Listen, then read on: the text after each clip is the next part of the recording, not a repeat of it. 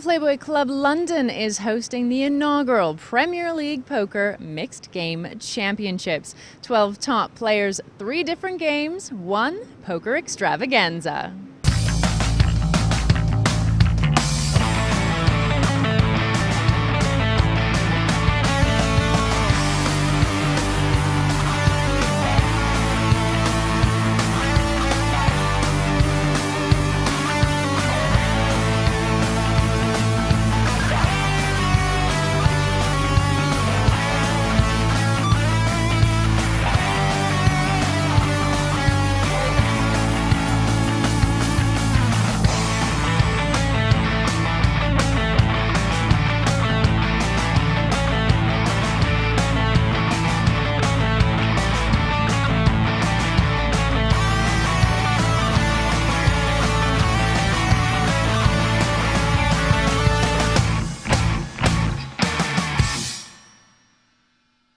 From the Playboy Club London, we're bringing you the first ever season of the Party Poker Premier League Mixed Game Championship.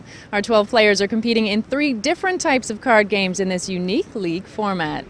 Group A first took to the table with No Limit Hold'em, and Luke Schwartz gave the verbal big time. Can we get started, man? I'm going to dunk it off, I can tell. If I bust, I've made a huge mistake. I cannot bust to these fish. In Hold'em, I know how to rep everything. Right, yeah. Take it down with the queen eight. That's what I'm saying. Whoa! I did not do that. I'm one of the biggest online No Limit winners of all time, yeah? Oh, genius, baby. We're doing genius. NL Hold'em all the way. No Limit soldier for life.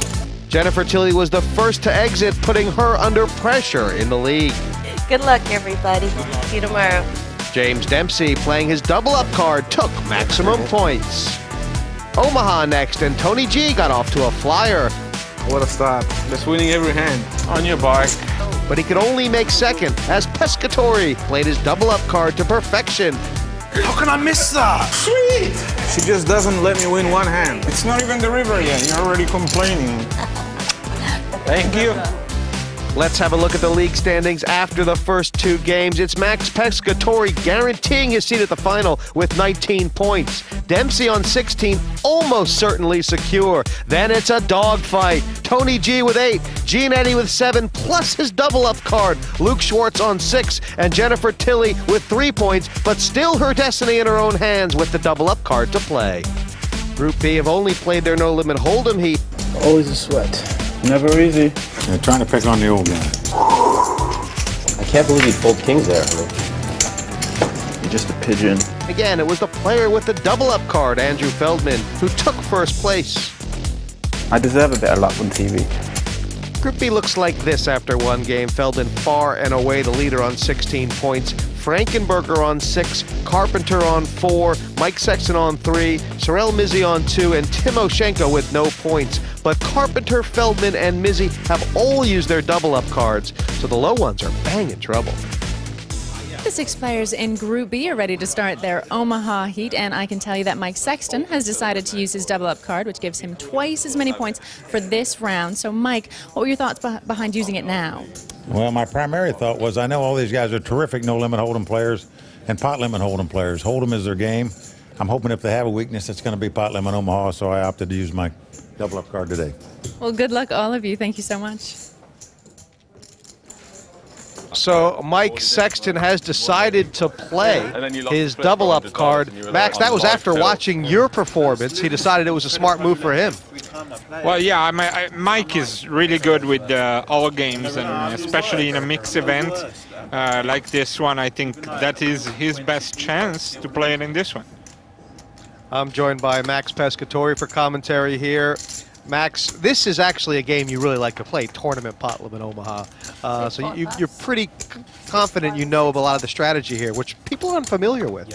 Absolutely. I mean, the experience came from a lot of play online, but also the fact that I really loved the game. And when I was in Vegas and first started playing No Limit, then I decided to switch in a more interesting game, which is this one, because you have more thinking, more combinations, and I don't know, I really love it.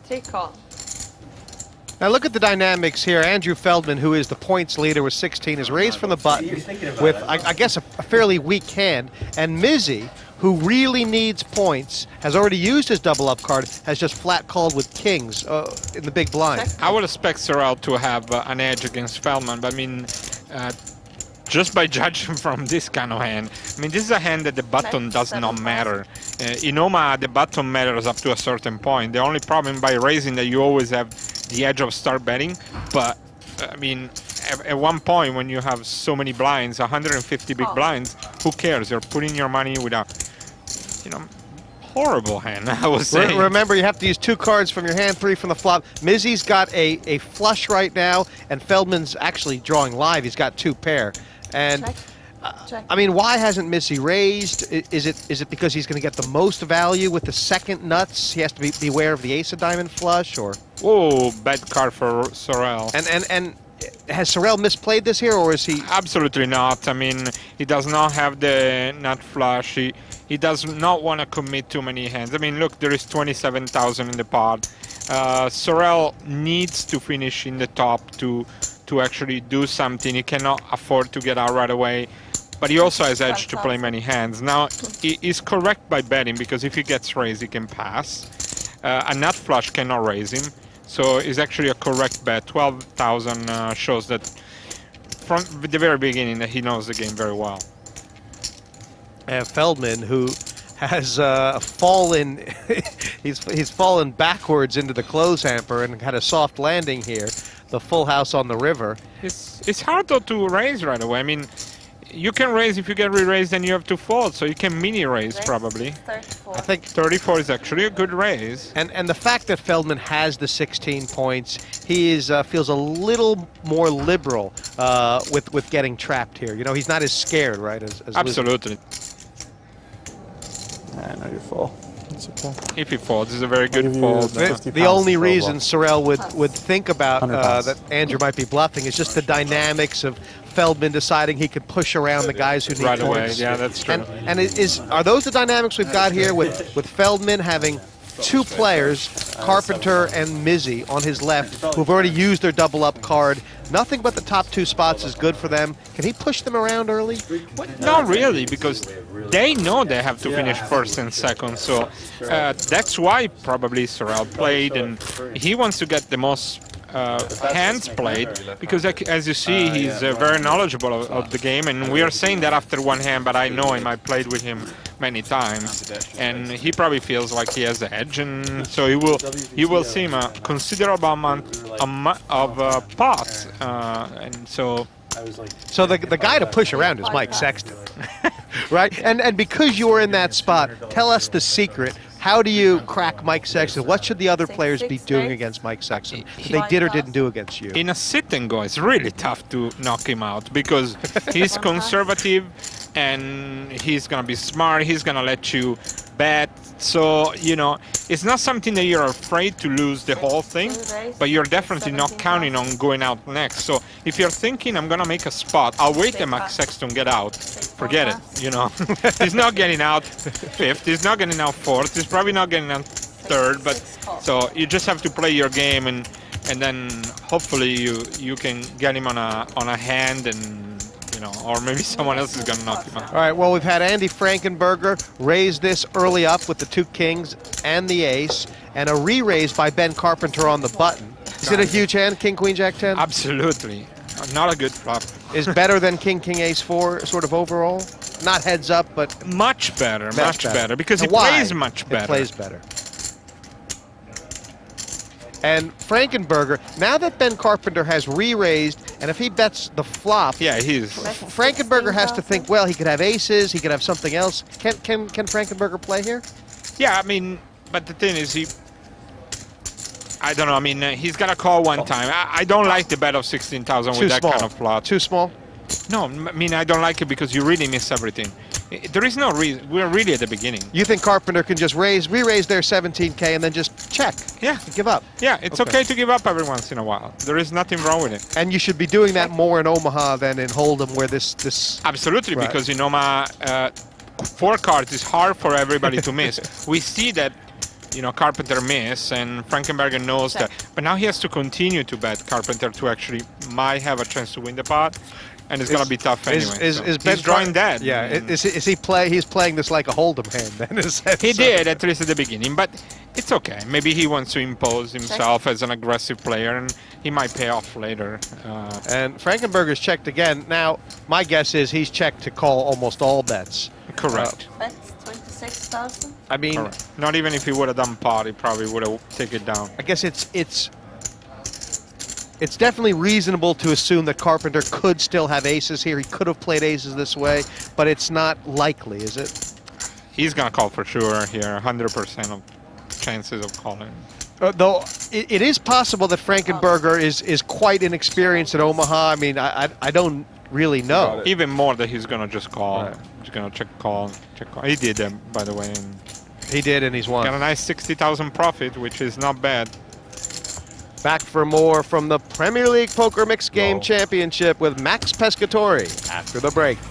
I'm feeling pretty good. I'm in second place going in, and I still have my double up cards, so that's about all I can ask for at this point. Well, every time I play poker, I play with my heart. You know, I'm going to go out there to play the best I can. If I can get a first or a second today, then that'll put me in a good position to qualify. I'm going to have to step it up and do really well in the next 2 heats, or in order to have a chance. So, you know, I'm looking to do that and gamble, and try to like play for the win in this tournament. This is it. Yeah, I mean, it's a big part of it anyway. Certainly, I can't afford to be one of the first 2 out, but to not have a chance to go through to the final. But I like my chances in Omaha.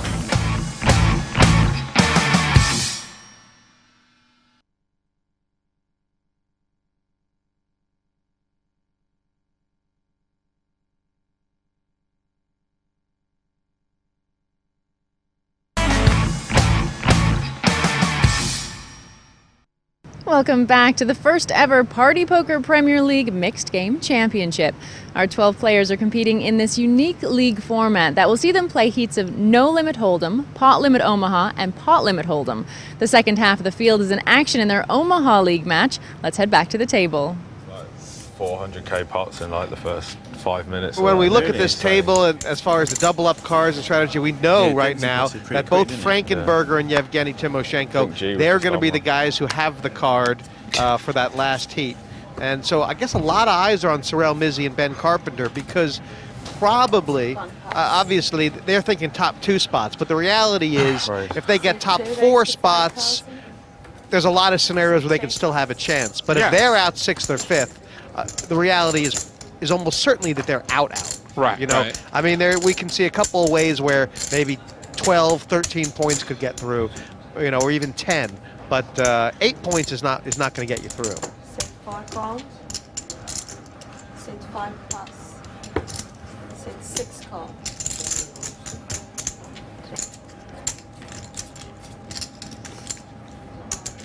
Timoshenko's flopped a set here. Yeah, finally someone we're going to see some action. And Carpenter's got top and bottom pair. Does he have any reason to get involved with this hand, Carpenter? Is it? Yeah. He feels like he has a good hand, held bad, and he gets called. Then it's, the worst thing that can happen is the 5, of course, but, it's not a hand that is going to go, anybody's going to go broke unless that happens. So that's actually a card that stops the action.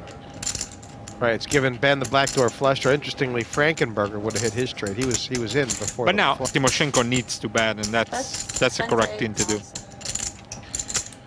Timoshenko's betting, and he's going to have to see the river no matter what. Even if Carpenter puts the maximum pressure on, you think? Not necessarily. I mean, you can fold the second set in Omaha, right? Because you're definitely not committed. So if you would have done 128.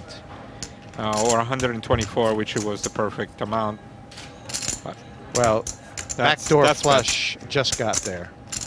And does Carpenter have a lot of reasons to bet this? No. He'll check call.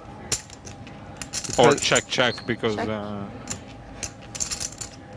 you don't have a reason to do it. 100,000 in the pot. Timoshenko might check. Yeah, I got check. it. That's fair. He's gonna feel pretty sick. KO. He will feel pretty sick. KO is going to be KO'd this time. That is good. Let's take a look at how you played Pot Limit Omaha. In Omaha, each player receives 4 cards face down. These are known as hole cards. The action follows the same rules as Hold'em. Each player has the option to either call to match the big blind, to raise, or to fold their hand. Once all players have acted, 3 community cards are dealt face up on the table. These are known as the flop. Another round of betting follows. Players can either check their hand, which means no bet, raise a previous bet, or fold. Once the flop action is complete, another community card is dealt, the turn. Another round of betting follows, and the final community card, the river, is dealt. One more round of betting follows. Players are looking to make the best 5-card poker hand using their hole cards and the 5 shared community cards. The difference in Omaha is that each player must use precisely 2 of their 4 hole cards together with precisely 3 of the community cards to make their best hand. A hand can be won either by all other players folding to one player or by players showing down their cards and the best hand taking the pot. As its pot limit, there is a cap on the betting and you cannot commit your whole stack. Players can only bet or raise an amount equal to or less than the size of the current pot. Profitable. Not like what it is that you would like. Definitely 10. It's only been 11 hands. Timoshenko's lost about 50K max, and Frankenberger's on top. It's a little ridiculous. What's the starting? It's funny. Timoshenko, I think one of the craziest hands I ever saw him play, probably he's ever played on television, is in the last Premier League when he turned the top 2 pair into a bluff and got Roland de Wolf off bottom set. Say 5 races, 5,000. For you to think you'd be profitable, you'd probably think like, yeah, 2K. Just give me 2K on that. I'll have like a 1% ROI. Meanwhile, Mike Sexton raised it up. There you go. And this is the kind of hand Mike Sexton's going to raise it up with. Nothing wrong with that. I love the aces 2 pair because it can be deceiving by flopping the other set. I guess you know Mike is the kind of player obviously when he starts re-raising, you know he's got the aces, but I think these guys will just kind of put him on the aces automatically whenever he comes in. No. They know he can do all kinds of tricks. I think it's a little bit too much of that, but I mean, here is a spot that he could have betted just because he has the ace-high flush draw too. So particularly he could have betted, but you know the pot is only 11. He doesn't want to lose any chips. He has the concept of the double-up card, and he's still ahead. But he's gonna keep pots small because it's smart too for the double-up card. You're saying? Yes, it's. Well, then there's like the life. And the question is, should Carpenter be betting this river? I think it'll probably get through, but should he be betting the river? I know if he bets it, Mike might call just like I did with the King 6-6 because of the 2 blockers. So it's really hard to put him on a bet with 6-7. And because he can't have 6-7, he's not value betting 2 pairs. But then there was no 5-4 on the flop that you can even put him on that. So you have a 5-3 comes a 4, then he has to have perfectly 6-7. He has to be afraid of aces with a deuce. Wow, Mike's capable of calling this? Yes, it's a correct call. He's raised it. What do you mean he's raised it? He raised it. Why? Mike raised him. Because of the 2 sevens. That's true. He's trying to. Yeah. I mean, he can say I'm gonna let down 2 pair, but I don't think he would have bet 2 pair anyway. Carpet. I think it's a good raise. It's okay. It's a good raise. You like the call better, but it's a good raise. Right. I mean, because 2 pair there is harder for them to bet because of the ace deuce mainly. Yeah. Because if you have aces, if you put someone on aces, you can have aces. So, but it's a good play no matter what by Mike. He didn't get scared and he, take down this pot, and it's huge for him to go to probably 330, something like that, 328. That's Sexton. He's going to be tough. He is going to be tough. And Carpenter is the short stack, but there's not much in it. Oh, 240 is okay. I'm going for it. Yeah. Still, you cannot afford to lose too much because then you'll be like obligated not to bluff anymore and try to overbet every time you have something. So, I mean, we're at the first level. Blinds are. This is the last hand of the first level. Blinds are going to. Hand 21. Yeah, that should be up. Sit 5 pass. And so far, it's been a pretty tight game, wouldn't you say? I mean, It is. They're actually testing each other. They're like in a... 6 plus. Frankenberger there, to me that was a hand he played almost an identical hand, identical position earlier. And I think he's just decided, you know, this Feldman is on my tail. I'm going to have to tighten up a little bit. This is a very bad hand, by the way. It's 9-9-7-6s. No, this one. Feldman. King 7. Jack Deuce. Jack Deuce. Although he's double suited and although he has position, well, I guess compared to the one that he raised at the beginning, it's a monster. but it's not a very good hand, man. And this I like to actually limp. If you have position, because you know if he gets re-raised, then it doesn't know what to do. And he's got Mizzy and Timoshenko in the blinds. Wow, what a flop. You're going to start thinking different about these King Jack 7 I love this deuces. hand. I said it right away. No, it's almost a perfect flop, and it's still got some danger. It's top 2 pair, but the flush draw is very weak, isn't it? Yes, but... And what is... Mizzy is just leading out here from the small blind. He's got no backdoor draws to speak of. Forget about what I said about Mitzi being good. Do you think this is a fairly poor play? Is it a bluff? I don't understand it. Because he has if he has backdoor draws, it's okay, the sort of thing, or? Yeah, but there is too much out there. That's the thing. There is straights out there against 2 players. You can do this against 1 player to intimidate him, but here there is 2 players. It was a small bet, but Feldman all over it, raised he right raised away. and he took it down. Raise and pass. Put down on another advice. Top pair in this game is not very good. Especially if there is a straight draw and flush draw out there. Doesn't matter what your kicker is, really. And you don't have any of the 2. Do you think this leaderboard is a fair description of what's happened the first level, Max? Yeah, I think so. I mean, maybe it's a little bit too rewarding to Frankenberger, the big hand, but you know, for the rest, I think it's pretty fair, and Feldman deserved the chip lead. And for Sexton, the one using double up card, he will be delighted with the way things are going so far, just where he expected to be. For Mizzy and Carpenter, who are 4th and 6th right now, I know they still have fine chips, but the hand should be up in this. All right, but for so it's 2,000, 4,000 now. Yeah, so the blinds went up. 4,000. Whatever, I want first or last. To raise to 11,000. Fortunately for Carpenter, he is in a spot where if he goes out 1st or 2nd, it's game over. It really is. There was a phrase of a movie that kept saying, "If you're not 1st, you're last." Must be Schwarzenegger. No. Was it Rounders? If it's not Schwarzenegger or Rounders, I haven't seen it.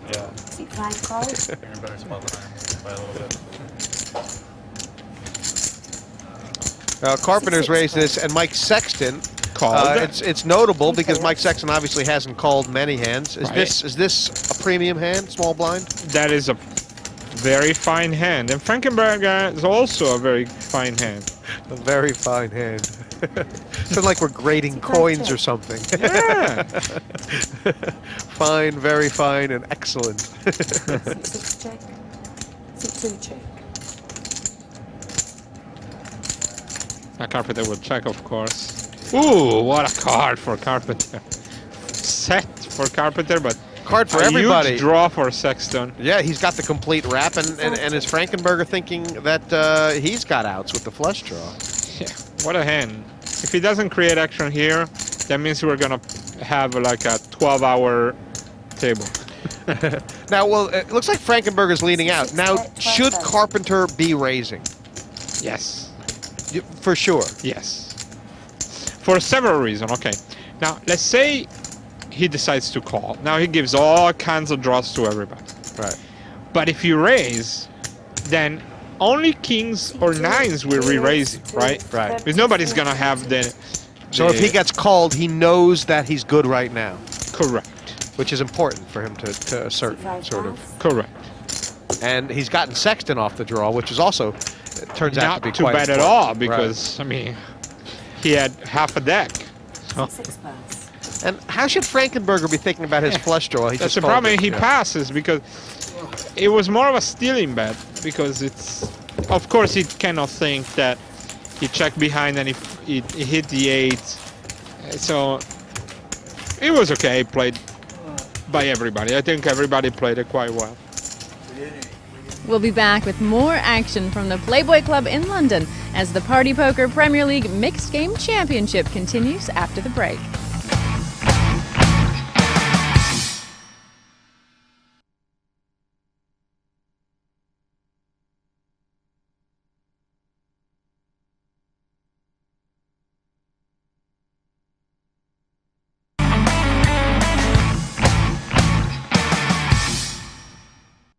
Welcome back to the Party Poker Premier League Mixed Game Championship from the Playboy Club in Mayfair. We'll be finding out who is the ultimate all-around poker player as our players battle it out in 3 different card games. Right now, it's the Omaha match for Group B. Let's get back to the table.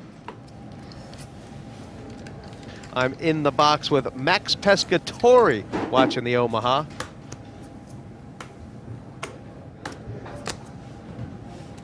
Are you gonna leave like this commentating and go play after this is over? Not Omaha. What? What am I wasting all my knowledge to help you out? I've got the itch now watching this. I think a lot of people who are watching do. It's a really exciting game when you start watching it.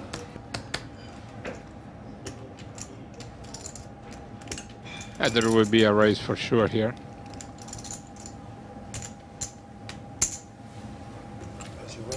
I love those hands, by the way. The ace queen, the ace picture 4 or 5 when the ace is suited. Absolutely, yeah. Any card except for the 5 can be any card, but if it's suited with that, I really like it. Heads up, it's a beautiful hand. Now this is interesting, I guess, because Sexton has what they call the blockers to the straight. Not only, he also has a flash, so he should bet. He will. And how should Timoshenko be thinking about this hand? Difficult. Very difficult hand, and he's probably gonna muck. He's just got the king to the nuts. He's got a backdoor flush draw. Top pair, but it's worth nothing. Is the fact that it's blind on blind, does his top pair go up in value at all? No. Yeah, a little bit, but not on that flop. Because, I mean, what are you trying to make? 2 pairs? I don't know. If you make 2 pair... He's got the best hand right now. The other one is going to make a straight 90% of the time. If you make a flush, right, he made 2 pair. Good job. So is he in a bit of trouble right now, Timoshenko, do you think? It depends how much he bets. C5 bet 25,000. It's a good bus. Half a size, and so just to make Timoshenko thinking about it. That's why you don't call with top pair. And is Timoshenko's problem here? Is he thinking, look, if I call here, I have to be prepared to call if my ace queen's good, I have to be prepared to call river bet, or is that not what he should be thinking now? He calls, so that doesn't matter. He might not call the river if Mike bets another 60, but Mike might be smart enough to bet another 25, which would get him in trouble. He does not have to bet much to get a call. This is... Bets 50. C5 bet 50,000. He sure did. It would be... Right, if Mike has... Of course it's easy for us, but I think it would be a bad call. You checked it, and that's actually a good fold. So you don't think there were many bluffs there from Mike? You don't. You thought it was kind of unlikely. A 3-barrel bluff. I mean, yeah, Mike. I'm sure he's capable. No, it's a good point. Him, if he's got the dry king, he's got a jack very often, doesn't he? That's the thing. Yeah. I mean, think about that. I mean, you have a king, then you also might have a jack, so you don't need 3 barrels. That's why I would have liked better a 25K bet, because you know 100% of the time your opponent does not have a flush. So 25, then he's forced to call you because it's too humiliating to pass for 1/5 of the pot. I have to do that more often. Those 1/6 on the river with position. And the nuts, maybe. So someone repops it. I'm gonna do that in the final for you. You'll be like, yeah, hey, there's a name. I'm trying to remember. There's a name for that, and I can't remember. But for Mike Sexton, obviously, a great spot. He's now very close to the chip lead. Loves that pot, and everything's going according to plan. For Timoshenko, you know, if he looks at that pot in the context of the fact that he got a 0 last time, he's is it all or nothing for him right now? Well, from the last 10, it wasn't the best play that he could make. So we'll see if he kind of loses his cool. Frankenberger splashes the pot like there is no tomorrow. And he has another nice hand. We haven't seen a bunch of hands this nice yet. I think this is everybody's kind of got something, and a couple have hit this flop. Mitzi. Missy for sure with the royal flush draw. Sorry, the king high flush draw. Feldman's got a straight flush draw.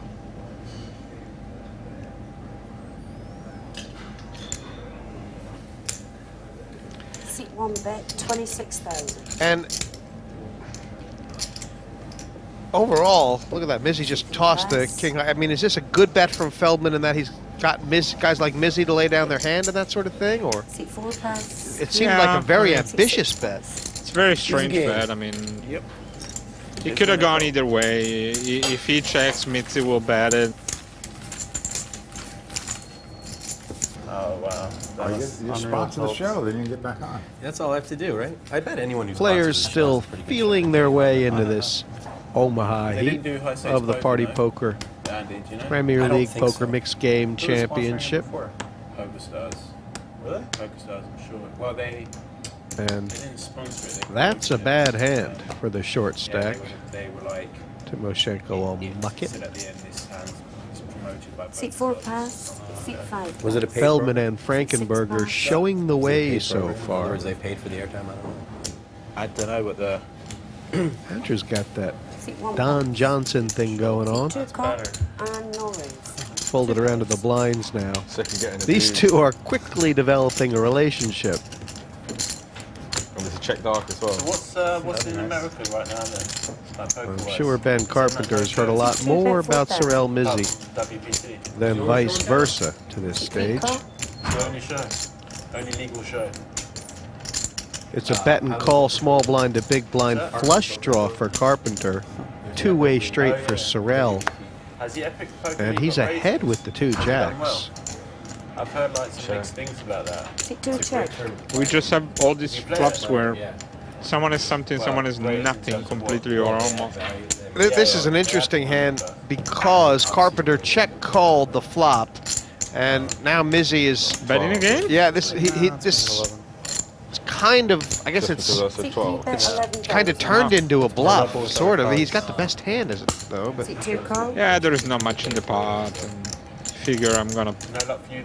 That's the other thing. In pot limit, sometimes you think if someone is a really good hand, he has to raise. If not, he's not building enough pot to actually put it later on. So now the question is, doesn't Mizzy have to? He can pot here because he knows that the other one should not have Jack Queen. 3 bet 22,000. 22. Yeah, I think they kind of disappointing me. They're sort of leveling each other. Mizzy wants to bet him out. That looks like he wants Carpenter to think that this is the amount he'd bet for value, in a sense, right? Yeah, but I mean, there is nothing hidden about that straight. It was King 10. If you have Queen Jack, you can clearly bet, and then when you get there, you can actually do pot. And it's not like your opponent is gonna say, "Oh, he doesn't have it." It was right there. What was he betting for? So, do you think Carpenter should be calling this two pair? I don't know. I mean, it's too easy to say. He's trying to get a read. He's called it. Two jacks. He got it right. That's exactly what he expected. Fairly amazing, really. Trying to figure if you'd value the ace king. So trying to. Yeah, I would. I bet. Yeah, I'd value bet anything. Ace 7, Ace 10, Ace King. And I agree with him. I don't think he's joking. No, I don't either. Sorrell said, you might have won the pot, Ben, but it was a bad call. That's what he was saying. For a long time, it's been like that. We're back after the break with more from the Premier League Mixed Game Championship.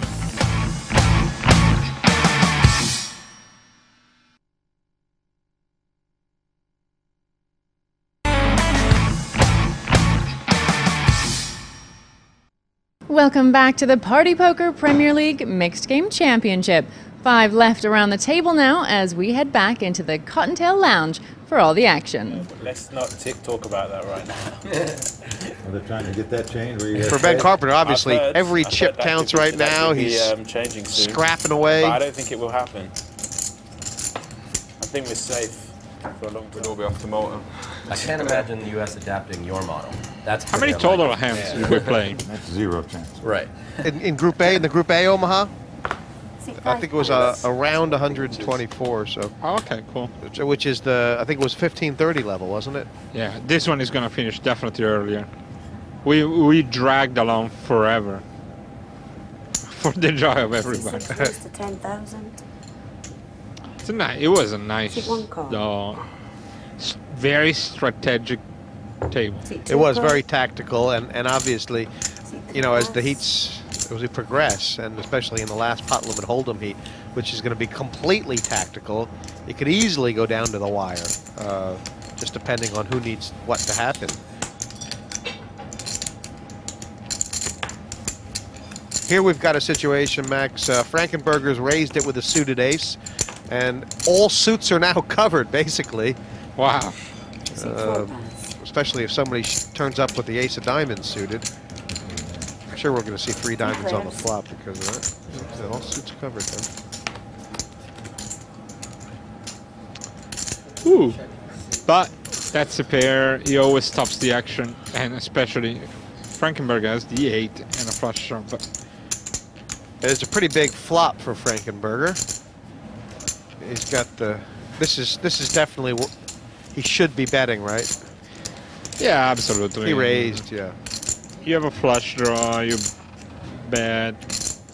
And this pot should be over. But let's remember, he checked the A7 in hold'em 2 times. If he goes in the final, I'm gonna call him, hey A7, what's going on? Well, it's a good way, because he was a little bit upset with the critique that some people made about it. He got defensive? He's sticking to his guns. He really is. He's sticking to his guns. There is nothing wrong to admit you're wrong. Every once in a while, we all make stinkers, right? Even the best players. Absolutely. Even the best of us. I made a bad comment in the hand, in one of the hands. So I admitted right after. I was like, it's okay to do it. Ben Carpenter's raised this. It's 15 up to 34. It's a bold play. I guess in his mind, he said, look, Frankenberger raised pre-flop. He doesn't have the 8 here. That's a good point. That's actually a good play strategic-wise. He's unlucky. But now that he's gotten called, is he done? Is he very, very done? He might be done, but the problem is that... Oh, wow, that's a killer. That's a killer for her Carpenter because, of course, he is drawing that now. I mean, Frankenberger's thinking to himself, you know, could this guy have kings full? Could he have kings full? Would he ever have raised kings full on the flop? Frankenberger was, you know, surely that's a bad card because now you say, okay, he might have didn't have aces. I have an ace, so I have a flush draw. But then he bet. What did he call me with? 2 queens? It's impossible. So why is he calling me? I have a flush draw. So Carpenter really should shut it down. He's done. Yeah, he's done. If he knows anything, if you think about reason about the hand, he's done. And he correctly checked, by the way. He has a little bit of showdown value on top of it. Let's see if Frankenberger is gonna actually bet out, or maybe he's gonna try to pick up a bluff.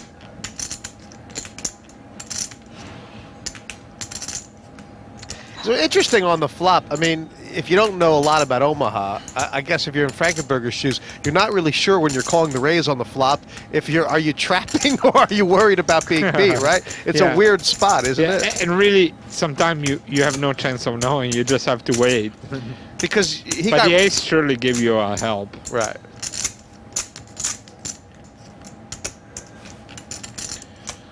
Anyway, Andy's going to go for a value bet. This, I'm guessing this hand is just completely over. Yeah, it's over. 57,000. Certainly Carpenter's not going to get himself knocked out in this spot. No, but it... I didn't mind how he played so far, so I think he's gonna be... He's good enough to... Oh no! He's pushed them in! Ouch! He's pushed them in! And now this is... Yeah, I pot it or call. Yeah, seat 2's gone all in. Seat 6 is called. And Frankenberger hasn't even hesitated. Wow, now, what a bad hand. I don't know what the proper terminology is there. Just a call or what? What happened there? I mean, did Carpenter know what he was trying to get Frankenberger off of, Max? I think he felt that. Do you think he thought Frankenberger was bluffing? What was he trying to get Frankenberger to lay down? Wow, I don't know, because I mean a naked 8. A naked 8. I thought you had King 8 and can, like, and he would have probably got King 8. He's saying. It's aces, ace 8. And Ben Carpenter is out, and pretty much this is massive. He's kind of. It's not for sure yet, but there is every chance that he is out completely of this tournament. First off the table is Ben, and it just really didn't go your way here today, did it? No, I mean, I was trying to make a few moves early on. I obviously needed a first or a second, so I was willing to get it in like 50% for sure. I just wanted all the chips, you know, to get a first place, and ended up making a move against I shouldn't have done it. It's like inexperienced Omaha player, and I figured he had an 8 or like a low house, and I can rep like kings and possibly aces there, but he even with ace 8, which is a strong hand, it's definitely not the nuts, and the way he snapped all in, it just shows like I wouldn't have even got him off like a small house sort of thing. So, you know, in retrospect, I probably shouldn't have done it. Blinds will be 3 and 6,000. Mizzy and Timoshenko still both over 30 big blinds. I noticed you didn't really hit the panic button until you had about 9 or 8. I'm so curious to watch this show to see my aggression level and the hands that I played. But no, I never panicked. Wow, look at Mizzy's hand. This is that is a beautiful hand. 6, 2, 3 race to and 12,000. I guess one of the things about Omaha is as beautiful as a hand gets, it's still never as powerful as a hand could be before the flop and hold'em. Right? Wow, let's look at this one. So this is a nice spot. Do you see Timoshenko re-raising here? No, that's not such a great hand. You play it all the time, but you don't need to re-raise it. Absolutely. You have position, what do you care? You have the button. So you just call and you play in position, and it's beautiful. Frankenberger with a chance in the big blind. It's not Frankenberger much. Always have some decent hand that nobody else has. It's a 3-card hand, so it's a 3-card straight. It's and a the other 3-card card. hand. Yes, it's not a very good hand, but he is a scary you're in the guy. big blind and you have to put half, so it's okay. We're going to have some action, I believe. We should have some action. Top 2 for Mitzi and a gut shot, and Timoshenko has a flush draw, and but not the nut flush. It's draw. not the nut flush draw, but when there's an ace of hearts out there, isn't it less likely that someone has the king high flush draw than the ace? I mean, I don't Absolutely. know. He has to play this, doesn't he? Absolutely, because you always expect someone, if they play correctly, to have the ace high flush draw, but you don't expect people to play the king high flush draw. So I think he will call. The only problem is that if you make a queen, then if he has king 10, you're done. But that's the only scare thing. But it's okay. But you have position. That's the thing. You have position against. Looks like he's thinking of raising. And I mean, is there any benefit towards calls? it? 4 call. Because when Mizzy comes and fires at this flop, he has to have something. Well, no, so he doesn't have that many chips. It's perfect to put 1/7 of your stack inside and look at the next card, and Mitz is under pressure, so there it is. Great card for Timoshenko. And now Mitzi, let's see if he makes a mistake. If he pots, yes, Why would that be in trouble? Why would that be a mistake? How can he represent the king high flush draw? Check. Or does he need to? It doesn't, but it would be a mistake because I don't think Timoshenko will put him on that. He will probably bet no. In the same year, he not only won the 25,000 event at the Bellagio, but also the largest online buy-in tournament. Really? Yeah. He's. That's 39 and pass. Could have done that from any point from like 1 second to 3 minutes, and the result would have been the same. Sorel said it didn't matter if you were doing that 1 second or 3 minutes from the time I checked. I was still passive. It's quite funny. And that's quite a good player, not even getting the hitch of calling with ace-jack. He knew exactly where his opponent was. He said it didn't. Very unlucky so far, Sorel, but playing as best as he I'm going to can. be very clock happy from that one. That's just my rule of thumb, regardless of what happens. I mean, Feldman's definitely slowed down, right? He's started. Yeah. Yeah. He's smart. Yeah. I mean, it's a way to do that. By doing that, you almost are guaranteed you're going to go another spot. And I feel like the players are kind of, if you think about Mike, Frankenberger, and Feldman, they all would be quite happy to see Sorel, obviously Sorel and Yevgeny bust in the next two spots. Right now, Sorel and Yevgeny, they've got short stacks. They're going to have to make something happen. Say 4 raised, 14,000. Yeah, Timoshenko raised with a very legitimate hand. Ace King 10-6 with the ace suited. Ooh. And is this, I was going to say, is this a spot now? I saw you limp a lot with, not limp, but just call raises with aces. Mike could have gone either way. Why the decision just to flat with the aces? Here, it's almost questionable because, okay, the reason that you limp with aces is because if someone has the great idea to isolate or try to push Timoshenko around, then you have aces, nobody knows. Now you can go on a 3 or 4-way all-in, 3-way all-in with the aces. 14 was good enough for me to pot behind, especially because Timoshenko has only 190. But you do put yourself at risk to lose, and it's not what Mike Sexton is trying to do. He's trying to chip in his way. Timoshenko is afraid of him. So I like either way, if he would have raised or if he would have just call like he did, so right. It's good either way. It's just a strategy. Check, check. It's not a bad card for Mike. No. It's not a bad card at all for Mike. Quite helpful. Give him a little bit more of a... I mean, theoretically, it didn't change anything, you know, unless Timoshenko had the other pair of aces. But it gives you confidence. Right, and it gives you the... I don't know why, just give you a little bit of extra confidence that you have 3 sevens. You'll check call, of course, you're not going to go crazy. Well, Timoshenko seemed to get himself in pickle. My feeling, Max, is that Timoshenko would have always bet 3 jacks on the flop. Do you agree? And so that this doesn't make a lot of sense? Or... It's okay though to put in a bet because you don't put Mike on aces, and so it's hard for put Mike on jacks, just like we said before. You know, the guy behind that checks the 3 of a kind is generally not likely. So I like Timoshenko bet, but now he has to give up. Check.